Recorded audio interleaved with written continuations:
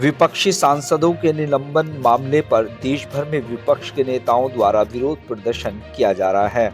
इस क्रम में उत्तराखंड कांग्रेस के नेताओं और कार्यकर्ताओं ने भी इस बात पर आक्रोश व्यक्त किया है। हल्द्वानी में विधायक सुमित हृदयेश के नेतृत्व में आज तमाम कांग्रेस कार्यकर्ता सांसदों के निलंबन मामले को लेकर एसडीएम कोर्ट पहुंचे, जहां जोरदार नारेबाजी के साथ प्रदर्शन करते हुए अपनी मांगों से संबंधित राष्ट्रपति के नाम एडीएम को एक ज्ञापन प्रेषित किया है। वहीं विधायक सुमित हृदयेश ने कहा कि संसद में इस तरह का कृत्य बेहद निंदनीय है, जिसका वो विरोध करते हैं, क्योंकि देश की संसद में विपक्ष के सांसदों का निलंबन केंद्र सरकार की हिटलरशाही है। उन्होंने कहा कि संसदीय इतिहास के लिए ये अच्छी बात नहीं है।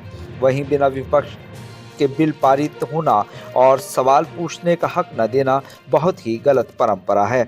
कांग्रेस विधायक ने कहा कि संसदीय परंपरा को बचाना हम सबकी जिम्मेदारी है।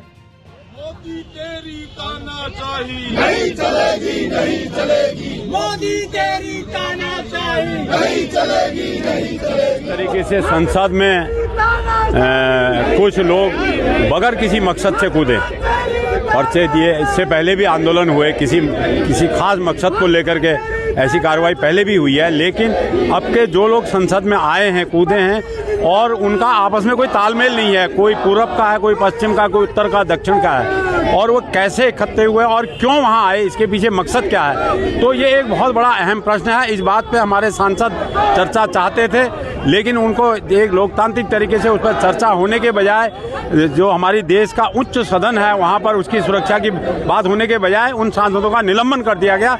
इसकी हम घोर निंदा करते हैं। लोकसभा में 146 सांसद जो निलंबित कर दिए गए हैं, वो सरासर लोकतंत्र की हत्या है।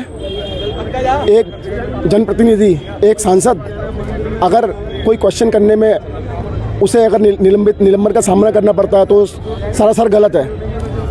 उनका क्वेश्चन सिर्फ यही था कि अमित शाह जो कि गृह मंत्री है, संसद की सुरक्षा में जो चूक हुई है उस पर उन्होंने बयान क्यों नहीं दिया, उस पर जवाब क्यों नहीं दिया। क्या ये पूछना गलत है? क्या उनका ये अधिकार नहीं बनता है? वो सदन के सदस्य हैं, उनका पूरा अधिकार है कि उनसे क्वेश्चन करें।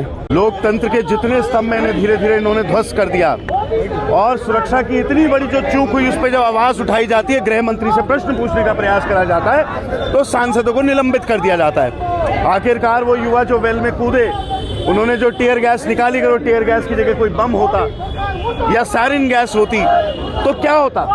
उसकी जिम्मेदारी कौन लेता? क्या उस समय भी सांसदों का निलंबन होता? या जो लोग लोकतंत्र के जो सबसे बड़ा मंदिर है, जो हमारी संसद भवन है, वहाँ पे जब आवाज़ उठाते, उनकी आवाज़ दबाने का लगातार जो प्रयास करा जा रहा है, इतना बड़ा लोकतंत्र पे घात आज तक भारत के इतिहास में नहीं है। भारतीय राजनीति का सबसे काला अध्याय घोषित आपातकाल। जिस तरीके से इस जो आज केंद्रीय सरकार है और जिस तरीके से वो आज हठधर्मिता में, और जिस तरीके से वो लोकतंत्र के मतलब कि जिसे चिथड़े कंधे पे तुली हुई है, जिस तरीके से वो इस हठधर्मिता में और तानाशाही में उतारू है। और जो सांसद जो ये एक मांग कर रहे थे कि जिस तरीके से एक लोकसभा में, संसद में एक 4 लोग घुस जाते हैं और कैसे घुसते हैं, सुरक्षा के बारे में उनसे पूछ रहे हैं, तो वो उसको भी जिसे कहते हैं कि अनुशासनहीनता मानते हैं, और वो जिसे कहते हैं कि आपके हमारे सांसदों की सदस्यता को निलंबित कर देते हैं। तो आज पूरे देश में ये प्रदर्शन हो रहा है, और इस प्रदर्शन के माध्यम से हम सरकार को चेताना चाहते हैं कि सरकार अपनी हठधर्मिता छोड़े, अन्यथा इसी तरीके से कांग्रेस पार्टी के पूरे कार्यकर्ता पूरे देश में आपके खिलाफ एक आंदोलन का बिगुल बजाएंगे।